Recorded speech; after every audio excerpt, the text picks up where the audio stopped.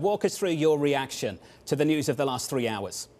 Well, a couple of things. One, one on markets. I think the Trump trade probably roars on as big as ever, but prediction markets are way over their skis on this, and they don't match political reality. Not least of which is because Congress is as or more important than the president when it comes to implementing a lot of the policies that markets see coming. And if there's a split Congress, which is the base case today for myself and a whole bunch of other people, then what you're going to have is kind of a remixed status quo in Washington.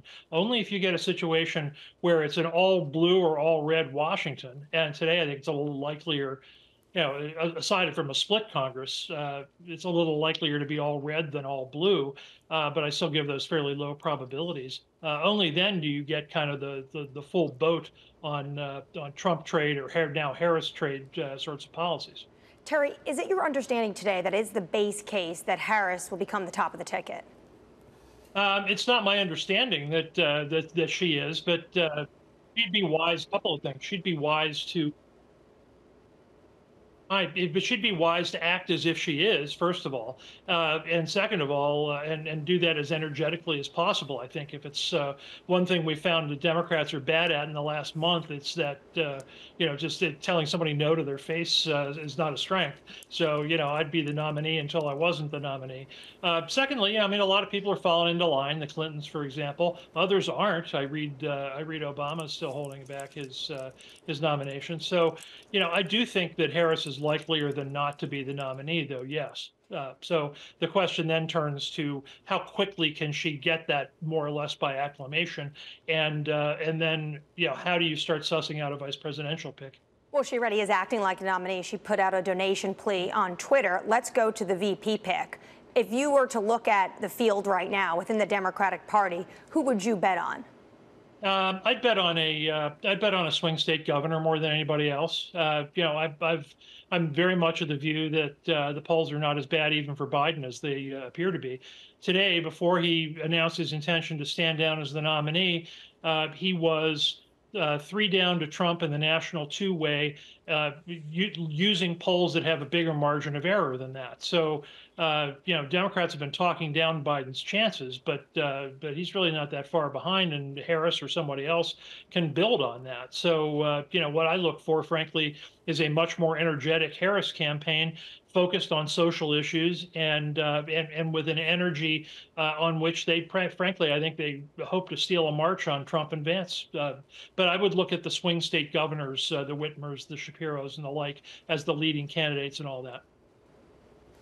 Well, Terry, I was just in Milwaukee for the Republican convention days ago. It feels like a lifetime already as Donald Trump selected J.D. Vance, another white man who has appealed to working class voters especially. And I wonder, to the degree to which we saw a Republican Party that really seemed to be leaning more on rural men, what a Kamala Harris ticket could actually bring demographically. What should we be looking at in terms of trends within black voters, Latino voters, young voters, other people of color in urban areas, especially, or in the suburbs in the case of women?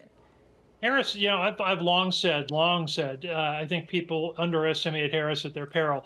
She's got some very obvious negatives, of course, both in terms of her favorability ratings and her speaking abilities. It sometimes reminds me of the old Churchill quote that the lady's artillery is strong but not very mobile, and so she's got problems there, but she's very, very strong on the social issue part, and that has the potential not only to really attract Democratic base voters, but an awful lot of independent voters as well, who still aren't feeling particularly comfortable about Trump. Trump uniquely, among Republican candidates, I think, is not somebody that independents, or disaffected Biden voters even want to flock to. By comparison, I think that. Trump's who he is. Vance, what I get from pollsters is Vance is not somebody who's well known. Even in adjacent swing states like Pennsylvania, for example, he's going to have to spend some time and effort, kind of wooing people over, and that might get harder if Harris puts together a ticket with some geographic balance and appeal to swing states. So, how I would look at this if I were the Trump people today.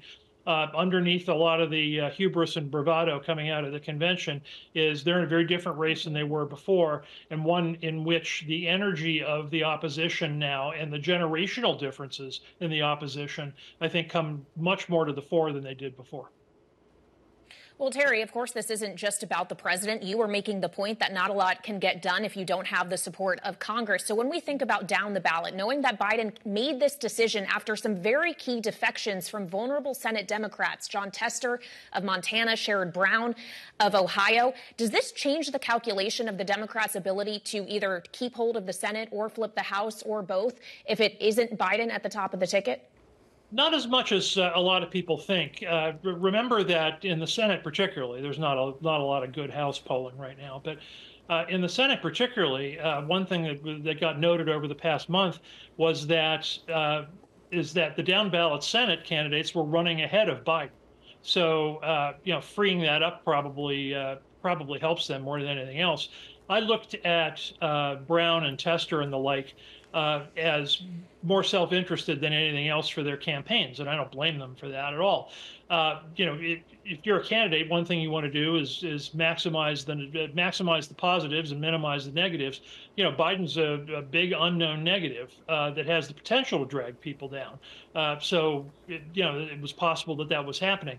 But when you start from a position where Tester and Brown and the like were already doing somewhat better than Biden in their home states, I think the net effect here is probably positive for those Senate candidates. Now that said, the House calculation is based almost solely on the flipping R to D is based almost solely on taking a few New York, New Jersey seats back, still tiny majority. And the Senate case is based on, they've already lost one in West Virginia, and they've got 7 or 8 races in which the incumbent Democrats are, all really under the gun. Is it likelier than not that they pick off at least 1 or 2 of those? Yeah, it is. Is it a done deal? No, it's not. But either way, what you end up with is kind of a mirror image of what you have today with 2 bodies with tiny majorities dealing with a president that won't be able to implement big parts of the vision. I mean, Trump, to use the most obvious thing, Trump's not going to be able to do tax reform extension in 2025 if there's a split Congress. That's not happening. And a lot of the things that Harris might want to do will end up getting blocked by a Republican Senate. So it's going to be very different. But what is going to matter, I think, is the continued ramp up in the defense industrial base, which is gathering speed and pace, while at the same time fiscal debt and deficits aren't going to change much at all. Terry, let's just sit on the issues and let's try and stick with the Democratic Party just for now. The campaign for a number of months, in fact, for a number of years, and you and I have been talking about this every single morning on Bloomberg Surveillance, has been highly one-dimensional. It is centered around casting their opposition as an existential threat to democracy. The age issue has been in the polls for a long, long time. You've been at the forefront of discussing that for quite a while.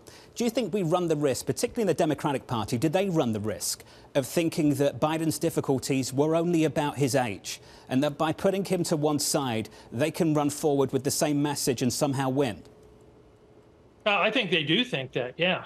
The Democrats have moved in the last month or so towards what I call clumsily an institutional strategy where, regardless of who's on top of the ticket, if you are for this checklist of issues, bang, bang, bang, the social issues, whatever they might be, then you need to vote for us. And now that they're likely to have a more energetic face on top of that, they'll think they can turbocharge that. The problem Democrats run into, I think, though, is not quite as apparent today in the public polls.